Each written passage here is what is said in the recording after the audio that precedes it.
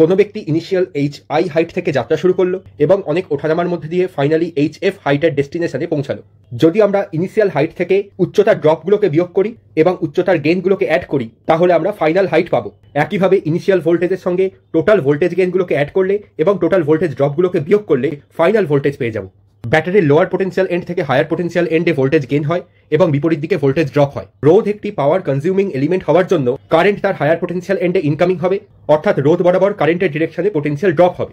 এই এক্সাম্পলে প্রদত্ত সার্কিটে প্রথমে KCL লাগিয়ে কারেন্টগুলো বের করছি। A থেকে B এর দিকে যেতে রেজিস্ট্যান্সের অ্যাক্রস পোটেনশিয়াল ড্রপগুলোকে বিয়োগ করব এবং 3 ভোল্ট সেলের মধ্যে পোটেনশিয়াল ড্রপ ও 2 ভোল্ট সেলের মধ্যে ভোল্টেজ গেইনকে যথাক্রমে বিয়োগ ও যোগ করলে VB পেয়ে যাব। কোনো লুপের অ্যাক্রস এই অভিমুখে ইনিশিয়াল V এর সঙ্গে ভোল্টেজ গেইন এবং ভোল্টেজ ড্রপগুলোকে যথাক্রমে যোগ এবং বিয়োগ করব। লুপ কমপ্লিট করতে ফাইনাল ভোল্টেজ হবে VA। তারপর VA দিয়ে VA কেটে দিলেই এই লুপের জন্য KVL এর ইকুয়েশন পেয়ে যাব।